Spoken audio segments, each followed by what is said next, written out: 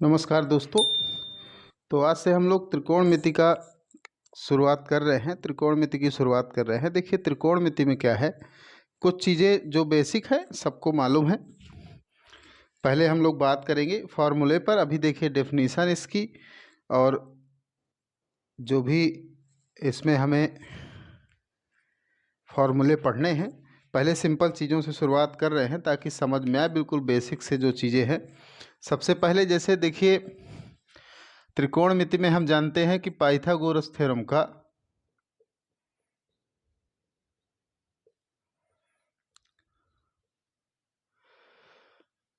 प्रयोग सर्वाधिक होता है। देखिए, हम बिल्कुल शुरुआत जीरो से कर रहे हैं, तो जिनका बेसिक ठीक है तो वो थोड़ा देख लेंगे स्पीड से तो और सही हो जाएगा, है ना। बहुत ज़्यादा टफ नहीं है इसमें। बिल्कुल शुरुआत कर रहे हैं, जिसने त्रिकोणमिति सुना भी नहीं होगा वो भी इसकी शुरुआत से समझ सकता है सारी चीज़ें। पहली बात देखिए, सबसे पहले तो हम जानते हैं कि जो पाइथागोरस प्रमेय होती है वो समकोण त्रिभुज पर लागू होती है। ये पहला पॉइंट हो गया।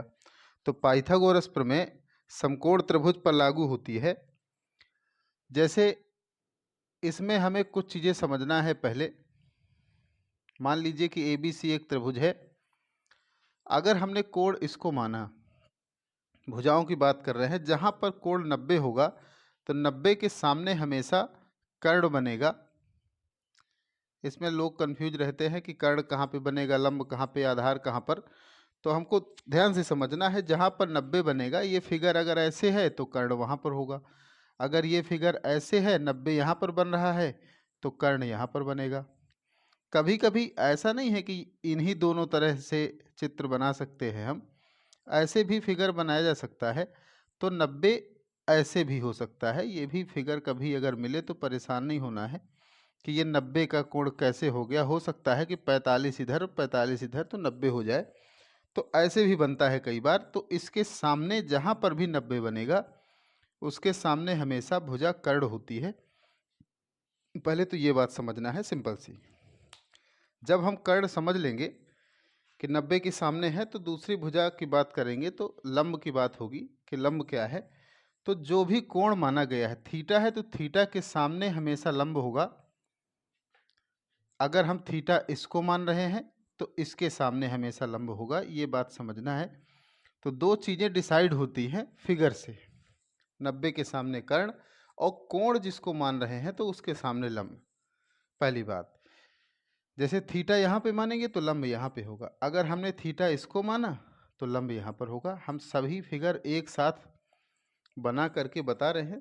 जिनको बिल्कुल नहीं आता है, त्रिकोणमिति जानते भी नहीं है, वो इसको आसानी से समझ लेंगे। शुरुआत है बिल्कुल। अब जब हमारे पास एक बात क्लियर हो गई कि 90 डिग्री के सामने हमेशा कर्ण होगा, कोण के सामने हमेशा लंब होता है, तो अब जो भुजा बचेगी वो भुजा कहलाएगी आधार भुजा। तो ये आधार हो गया। ये भुजा बचेगी तो यहाँ पर भी आधार। देखिए, ये जरूरी नहीं कि लंब हमेशा खड़ी भुजा हो। कई लोग छोटी क्लासों में कंफ्यूज होते हैं ना कि लंब हमेशा ऐसे देखा उन्होंने, इसी को लंब बताएंगे। तो लंब जरूरी नहीं है, ये आधार भी हो सकती है। क्योंकि कोण के सामने लंब जब यहाँ पे हो जाएगा तो जो भुजा बचेगी वो आधार होगी। जैसे यहाँ पर जो दो भुजाएं हो गई तो तीसरी भुजा को हम आधार कहेंगे, जबकि देखने से लग रहा है कि ये आधार नीचे होना चाहिए। पहली बात तो कर्ण पहचानने का सबसे सिंपल तरीका कि 90 अंश के सामने कर्ण होता है, एक बात। दूसरी बात, बड़ी भुजा हमेशा कर्ण होती है, ये भी हम समझ सकते हैं। तो ये चीज़ें लिखते जाना है ना। ऐसे नहीं, जो भी है नोट डाल करके तो याद रहेगा। जैसे नोट नंबर 1 में हम लिखेंगे कि 90 डिग्री के सामने सदैव कर्ण होता है, ये बात लिख लेना है वीडियो रोक करके। फिर दूसरे नोट में लिखना है कि कोण के सामने सदैव लंब होता है, ये हो गया दूसरा नोट। तीसरे नोट में लिखना है शेष भुजा आधार भुजा होती है। तो ये बात क्लियर हो गई और समझ में आ गई होगी सबको, हमें उम्मीद है।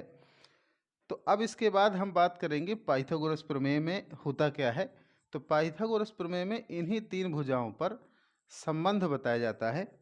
संबंध क्या कहलाता है कि इस प्रमेय के अनुसार जो कर्ण होता है उसका वर्ग लंब के वर्ग और आधार के वर्ग के बराबर होता है। इनका योगफल जो होता है उसको अगर हम लिखें तो कर्ण कहलाएगा। तो ऐसे कुछ लोग देखिए कर्ण को के से लिख लेते हैं। अब शॉर्टकट में लिखना है, लंब को एल से लिख लेते हैं, आधार को ए से लिख लेते हैं। तो अगर ऐसा हो गया तो हम यहाँ पे शॉर्टकट में लिख सकते हैं कर्ण का स्क्वायर बराबर लंब का स्क्वायर प्लस आधार का स्क्वायर।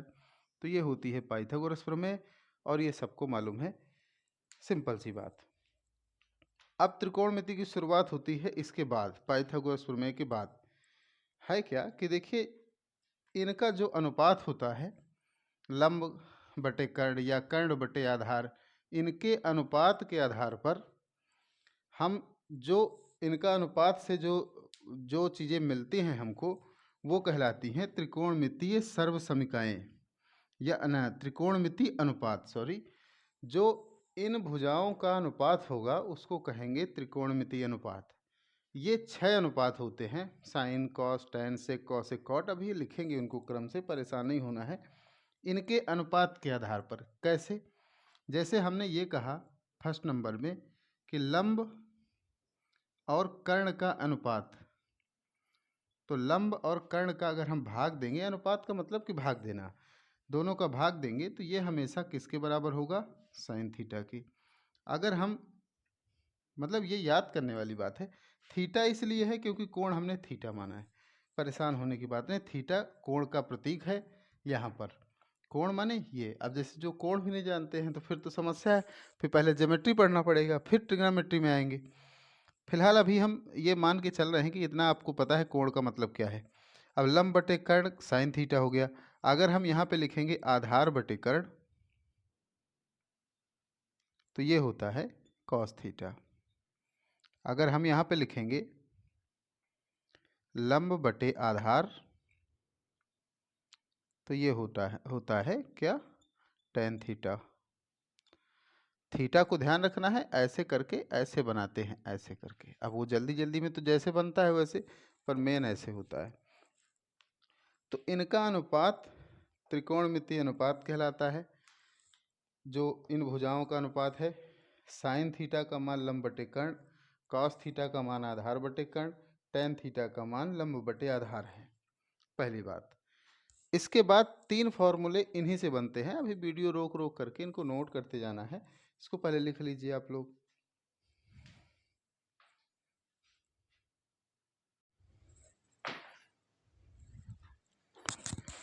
तो ये 3 अनुपात हमने देखे। अब देखिए क्या है कि इन्हीं अनुपातों को जब हम उलट देते हैं, जैसे यहाँ पे क्या लिखा था, देखिए लंब बटे कर्ण, अगर हम इसको लिख दें कर्ण बटे लंब तो ये हो जाता है कॉसेक थीटा। इसको उलट करके कॉसेक थीटा में बदल देते हैं। अगर इसी को उलट करके लिखेंगे कर्ण बटे आधार, ये चौथे नंबर में हो गया मान लीजिए। 5वें नंबर पर बात करते हैं कर्ण बटे आधार, तो ये क्या बन जाएगा, सेक थीटा। इसके बाद इसको अगर हम उलट दें आधार बटे लंब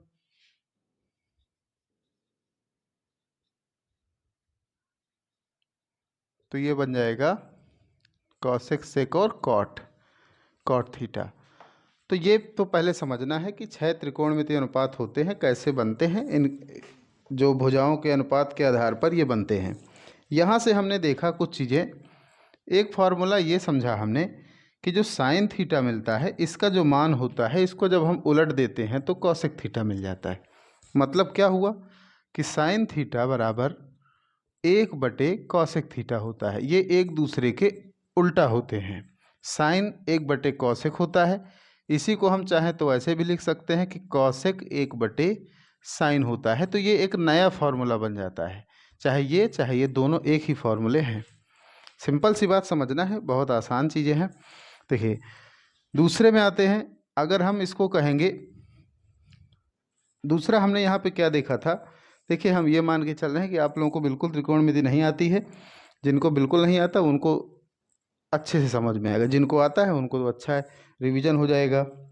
कॉस थीटा और सेक थीटा में हमने संबंध देखा कि आधार बटे कर्ण को उल्टा कर देते हैं, कर्ण बटे आधार, तो यहाँ सेक मिलता है, तो यहाँ कॉस थीटा का ये उल्टा हो जाता है। कॉस थीटा बराबर 1/सेक थीटा, सेक थीटा बराबर 1/कॉस थीटा। ये बात समझना है। दो फार्मूले यहाँ से बन गए। एक फार्मूला और बनेगा, देखिए, टैन थीटा और कॉट थीटा। एक बात और समझना है, जैसे ये टैन है तो ऐसे नहीं लिखना है कि TAN टैन, ये सब बराबर अक्षर लिखना है, सेम बिल्कुल। टैन जितना एक साथ लिख पाएंगे उतना अच्छा रहेगा, बराबर लिखना है, क्योंकि दूसरे प्रकार का टी है, AN सब बराबर, COS बराबर, ये नहीं लिखना है कि COS कॉस, है ना, या हम लिख दें COS, ये गलत होता है।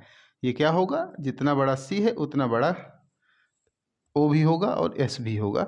ये छोटी छोटी बातें हैं, तो अभी से समझ लेंगे तो ठीक रहेगा। टैन थीटा बराबर 1 हो जाएगा कॉट थीटा। अब यहाँ से देखिए कॉट थीटा का जो मान है अगर हम देखेंगे तो 1/टैन थीटा, एक दूसरे के उल्टा होते हैं ये, इतना हमको समझ में आ गया। तो 3 फार्मूले यहाँ से बन गए, 6 ये शुरुआत में है। त्रिकोणमिति का मतलब फार्मूलों का खेल। Class 9th 10th 11th 12th, चाहे आप AG चाहे कॉमर्स चाहे जिसमें भी देखेंगे, त्रिकोणमिति की शुरुआत यहीं से होती है और फार्मूले याद करना पड़ता है। याद करने का भी तरीका है अपना, उसके लिए पहले एक फार्मूला और देखते हैं, फिर हम याद करने का तरीका जो मजाकिया भी है और सब जानते भी हैं।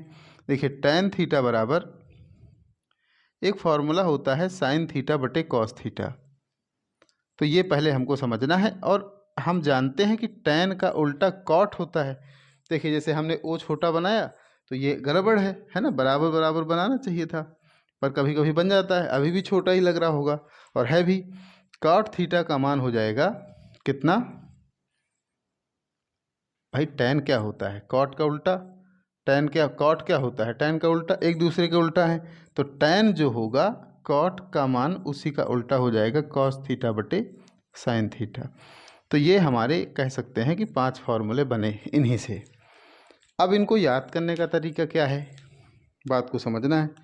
याद करने का तरीका, कुछ लोग इसको ऐसे याद करते हैं, देखिए हम इसमें अलग से बता देते हैं, लिख करके नोट कर लेना है। अभी अगर पीछे हो आप तो वीडियो रोक लेना है और इसको नोट करना है।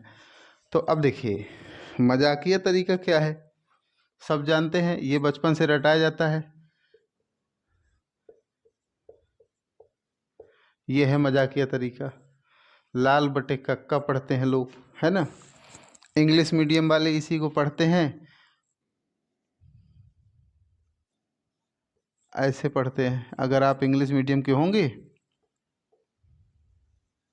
तो वो पढ़ेंगे पंडित बद्री प्रसाद हर हर बोले, उनका अलग होता है, क्योंकि इंग्लिश में perpendicular, base, perpendicular, hypotenuse, hypotenuse और बेस, है ना, माने कि लंब को, अब अगर इंग्लिश देखना है तो लंब को परपेंडिकुलर कहते हैं, कर्ण को हाइपोटेनियस कहते हैं, आधार को बेस कहते हैं, बेस, है ना। तो इंग्लिश मीडियम में ये फॉर्मूला बनता है, पंडित बद्री प्रसाद हर हर बोले। हर हर बम बम भी कुछ लोग कहते हैं, कहने वाले तो कुछ भी कहते हैं, उनका काम है कहना, हमारा काम है पढ़ते रहना। तो अभी अगर हम इस फॉर्मूले की बात करें तो देखिए लंब बटे कर्ण, इसका मतलब क्या बनेगा, साइन थीटा। सबसे पहले साइन थीटा आया था लंब बटे कर्ण, फिर आया था कॉस थीटा आधार बटे कर्ण, ये सिंपल सा, फिर आया था टैन थीटा लंब बटे आधार, लंब बटे आधार टैन थीटा, इसके बाद साइन कॉस, टैन के बाद कॉसेक, साइन का उल्टा कॉसेक, तो कॉसेक का मतलब क्या कि कर्ण बटे लंब, इसी से पूरे फॉर्मूले बन जाएंगे। इसमें कौन सा आएगा, अगली बार क्या हमने लिखा था, सेक थीटा, इसीलिए हमने क्रम से लिखा था। फिर हमने क्या लिखा था, कॉट थीटा। तो अगर आप इतना याद कर लेंगे, लाल बटे कक्का के ऊपर sine cos tan cosec sec और कॉट, तो इसी फॉर्मूले से तुरंत बता देंगे कि सेक थीटा बराबर क्या होता है, तो हमें याद आएगा कर्ण बटे आधार होता है। इसको तुरंत कोने में लिखा, अगर लिखने का समय है तो जब 2-4 बार पढ़ लेंगे तो सब चीज़ें याद हो जाएंगी। तो हमने ये चीज़ें देखी, देखिए अभी ये बेसिक हुआ बिल्कुल, कुछ चीज़ें बेसिक में और जोड़ना है हमको। आज पहले फॉर्मूलों पर बात करेंगे, फिर हम लोग क्वेश्चन करेंगे। देखिए बेसिक जो 3 सर्वसमीकाएं या आइडेंटिटी कहते हैं, सर्वसमीकाएं या आइडेंटिटीज, तो आइडेंटिटी जो होती हैं 3 आइडेंटिटी होती हैं या 3 फार्मूले आप कह सकते हैं, उनसे 2-2 फार्मूले और बन जाते हैं, तो उनको भी याद करने का प्रयास करेंगे। जैसे पहला फार्मूला होता है sine square theta plus cos square theta का मान 1 होता है। दूसरा फार्मूला होता है sec square theta minus cot square theta equal to 1 होता है। तीसरा फार्मूला होता है cosec square theta minus cot square theta equal to 1 होता है। तो फार्मूले की क्लास चल रही है, आप कह सकते हैं। तो sine square theta plus cos square theta equal to 1, sec square theta minus cot square theta equal to 1, cosec square theta minus cot square theta equal to 1। ये बात समझ में आई। अब इनसे 2 फार्मूले और बनते हैं। देखिए अगर आप बात को समझ रहे हैं तो हम अगर यहाँ पर लिखेंगे कि साइन स्क्वायर थीटा, तो इसकी value 1 minus cos square theta हो जाएगी। कॉस को इधर कर देंगे तो साइन की वैल्यू क्या हो गई 1 माइनस कॉस, प्लस में है ना तो माइनस में चला जाएगा उधर। अगर हम चाहें तो कॉस की वैल्यू अगर हम निकालेंगे इससे, तो कॉस स्क्वायर की वैल्यू होगी, ये इधर चला जाएगा 1 माइनस साइन स्क्वायर थीटा, ये हो गया। फिर यहाँ पर सेक स्क्वायर थीटा की value 1 plus cot square theta हो जाएगी, और कॉट स्क्वायर थीटा की वैल्यू 1, देखिए कॉट की वैल्यू निकालेंगे ना, ये है कॉट, तो 1 को इधर भेज देंगे, तो कॉट स्क्वायर थीटा की वैल्यू हो जाएगी सेक स्क्वायर थीटा माइनस 1। देखिए पहले तो इसको याद कर लीजिए, रटना ही विकल्प है, फिर समझ में आ जाएगा, फिर भूलेगा नहीं। एक बार तो आपको याद करना है। इनको सिद्ध भी कर सकते हैं, पर अब उधर जाएंगे तो डिटेल में टाइम लगेगा। फिलहाल तो सरल सरल हमको पढ़ाना था, आज हमने सोचा भी था, तो सिंपल की बात करेंगे। फिलहाल तो इतना होगा। एक मेन फार्मूला ये है, इससे 2 फार्मूले और बन जाते हैं। कॉस की वैल्यू निकालना है तो इसको भेज देंगे, साइन की निकालना है तो कॉस को भेज देंगे। अब देखिएगा सेक की निकालना है वैल्यू तो कॉट को भेज दिया इधर, और अगर कॉट की निकालना है तो 1 को इधर भेज दिया, तो ये बन गया। यहाँ पर देखिए अगर समझ में नहीं आया तो यहाँ से समझ लेते हैं। यहाँ से क्या होगा, अगर कॉसेक स्क्वायर थीटा की वैल्यू निकालना है तो 1 प्लस कॉट स्क्वायर थीटा हो जाएगी, है ना, कॉट को इधर भेज दिया। अगर कॉट की वैल्यू निकालना है कॉट स्क्वायर थीटा, तो 1 को इधर भेज देंगे, तो ये हो जाएगा कॉसेक स्क्वायर थीटा माइनस 1। तो ये बेसिक बातें हैं, बेसिक फार्मूले हैं, इनको नोट कर लेना है। फिर हम लोग और आगे थोड़ा 1-2 स्टेप बढ़ेंगे, कुछ अब टफ तो नहीं कहेंगे, सिंपल चीज़ों पर ही बात करेंगे, ठीक है। तो इतना लिख लीजिए, फिर 1-2 एग्जाम्पल करके हम आज की क्लास ख़त्म करेंगे, इतना नोट कर लीजिए।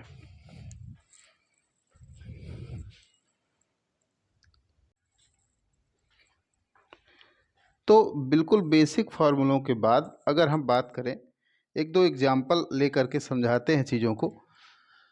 जैसे मान लीजिए एग्जाम्पल में कोई भुजा ए बी दी हुई है, मान लीजिए दी हुई है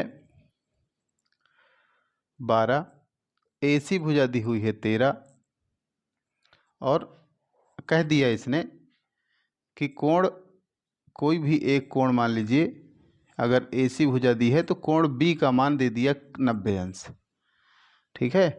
तो अब हमें इसने ये कहा कि आप सभी त्रिकोणमितीय अनुपातों के मान बताइए, है ना। निकालना क्या है, कोण ए के सभी त्रिकोणमितीय अनुपात ज्ञात कीजिए।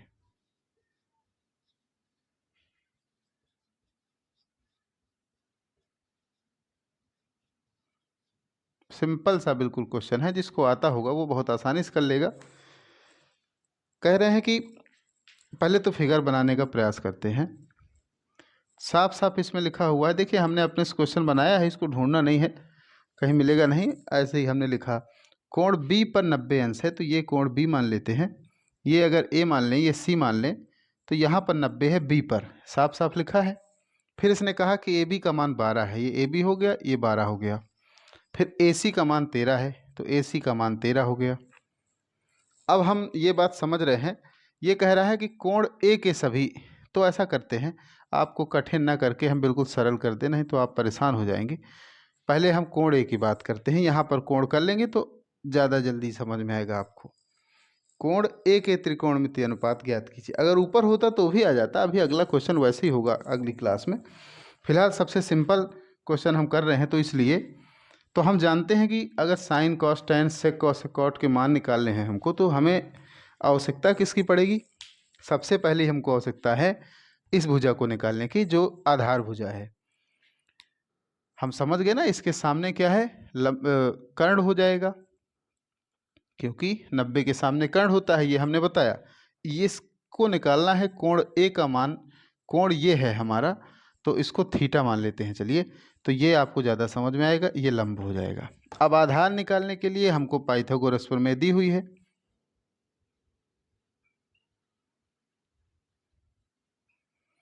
क्या हो जाएगा पाइथागोरस प्रमेय से?